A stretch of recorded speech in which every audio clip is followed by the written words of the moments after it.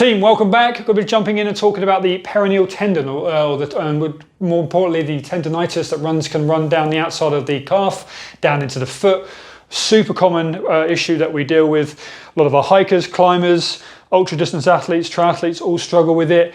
You know, when you're out on the trails a lot, repetitive motion, any sort of weakness, stress, lack of stability, previous injury like rolled ankles, can all be triggers, okay? Can all be reasons why we have it. But I want to give you guys some clear guidelines as to what you could be doing to bring into your S&C program to work on it, strengthen it, get over it.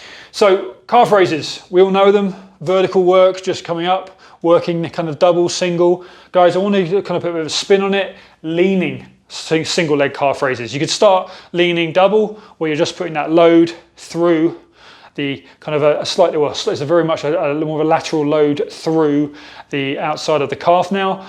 Okay, we're still loading the calf, but we're putting a bit more weight, and we're making the forces and the loads that are going through the foot aren't normal, okay? They're not as usual as you would like them to be. We can then bring that into a single leg variation, and you'll start to realize that there's a bit more complexity to it. However, super useful. Working both sides, working for sets of 10, sets of 15, building up some decent tolerance. We can take that a little bit further by bringing in some more offset loading, by bringing in more unstable surface. We can bring in wobble boards and things, but I kind of prefer to use like slant boards, put just kind of weight plate on the floor, a couple of books on the floor.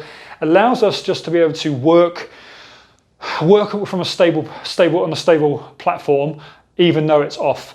A camber, if you ever run along the side of a hill, you guys know, or a trail that's on the side of slant, that puts a great deal of demand on the outside of our calves, feet, and this is often where a lot of people really kind of begin to break down. So if we can simulate that in a workout where we're actually applying some odd loads through the leg and through the foot, we're going into those basic movement patterns, which we do normally, such as like reverse lunging, split squats. You can even bring in these single leg RDLs, where you're coming through, but you're just forcing the foot and the calf to work in an unusual way.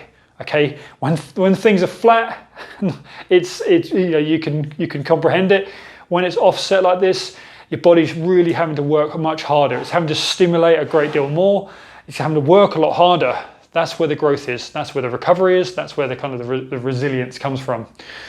Once you're good with that type of work, working for sets of 5 to 8 reps each leg, 3 to 4 sets, bringing in some low-level plyometrics. Okay, starting to bring in some randomness to it. So we're working on those jump landings, bringing in 2 to 1 drills, where we're working on working the problem, and then we can go into more lateral work where we're kind of bringing in those lateral hops, and we're starting to really challenge, and then we can work on angles, and we can also work on jumping over.